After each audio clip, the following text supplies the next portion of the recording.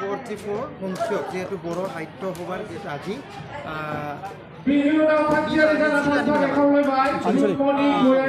আঞ্চলিক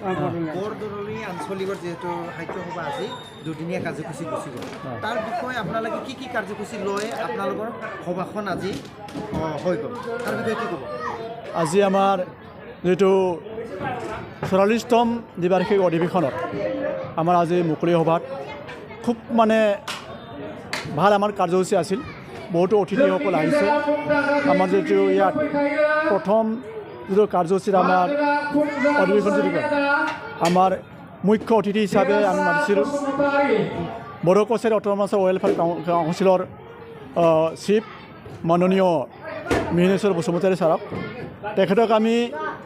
খুব মানে বহুমূলীয়া বক্তব্য ৰাখিবলৈ কৈছোঁ যিহেতু আমাৰ এই বড়ো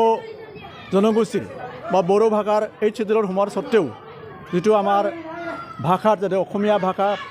ফৰ্থ লেংগুৱেজটো জাপি দিবলৈ বিচাৰিছে তাৰ বিষয়ে আমি অৱগত কৰাইছোঁ আমাৰ চিফ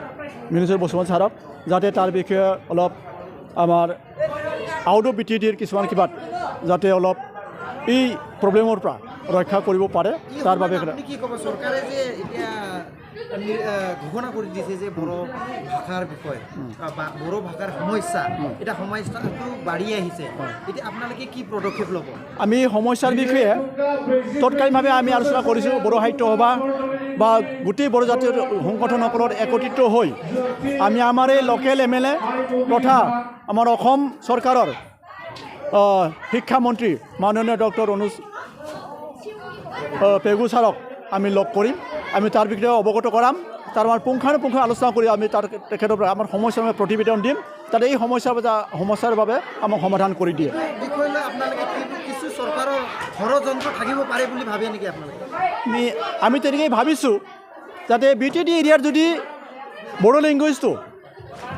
যিটো এছ'চিয়েল লেংগুৱেজ হিচাপে ব্যৱহাৰ কৰিব পাৰে আমাৰ যে আউট অফ BTD কেলৈ নোৱাৰে নিশ্চয় পাৰিব লাগে যিটো HCL হোমৰ যিটো যদি বেংগলী ভাষাৰ যদি চলাব পাৰে বা বিভিন্ন কিবা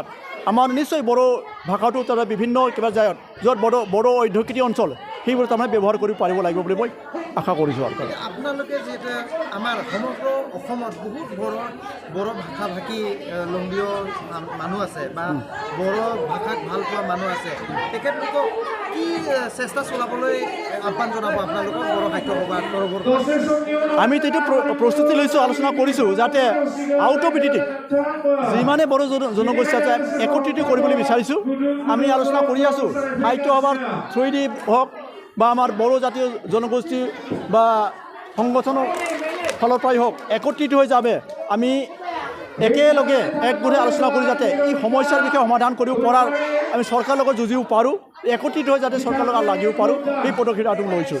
শেষ মুহূৰ্তত আপুনি কি আহ্বান জনাব সকলো বড়ো ৰাইজক বা আজি আহি থকা সমস্যাৰ কাৰণে যে BKWSC আমি এতিয়াও প্ৰস্তুত হৈ আছোঁ আমি অথনিও আমাৰ চিফ ছাৰক কৈছোঁ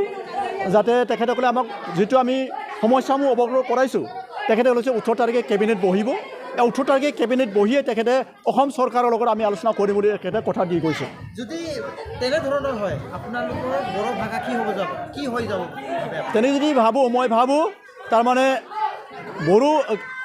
লেংগুৱেজৰ লগতে বা চতুৰ্থ হিচাপে অসমীয়া কিবাটো যদি জাপি দিয়ে আমি হয়তো এডিশ্যনেল হিচাপেও ল'ব পাৰে কিন্তু যদি একেবাৰে চাৰিটা কিবাটো জাপি দিয়ে তাত মানে নোৱাৰোঁ সেইকাৰণে ভাবোঁ যে আলোচনাৰ পক্ষৰ মাজত হ'লেও নিশ্চয় এডিশ্যনেল ছাবজেক্ট হৈছে যিটো এক্সাম দিলেও যাতে পাছ নহ'লে একো কৰিব নোৱাৰে বা একো নহয় তাত এফেক্ট নহয় সেই বিষয়ে নিশ্চয় হ'ব বুলি আমি আশা কৰোঁ যিহেতু BKWSC যিহেতু পাই গ'ল আৰু BTR চুক্তি হৈ গ'ল তাৰ সন্দৰ্ভত যিহেতু আমাৰ চৰকাৰে যে বড়ো ভাষাটো অসমত ছেকেণ্ড লেংগুৱেজ হিচাপে ঘোষণা দিয়া হৈছিলে এতিয়া এই সন্দৰ্ভত আকৌ এই ঝেমেলাৰ কাৰণে কি ব্যৱস্থা লোৱাটো ভাল বুলি ভাবে আপুনি চৰকাৰক আমি ভাবোঁ এতিয়া যিটো বুজি পাইছোঁ আমি সেইকাৰণে বড়ো সাহিত্য সভা বা বিভিন্ন জাতীয় সংগঠনসমূহ আমাৰ বড়ো জাতীয় সংগঠনসমূহ একত্ৰিত হৈছে আমি আলোচনা কৰিবলৈ বিচাৰিছোঁ যাতে আমি যিটো নোৱাৰে একত্ৰিত হৈ হয়তো ৰাজপথলৈ ওলাই পিনে আমি পুনৰ আগতে যেনেকৈ আন্দোলন কৰিছোঁ তেনে আন্দোলন কৰি আমি সমস্যাটো সমাধান কৰিব লাগিব বুলি আমি ভাবিছোঁ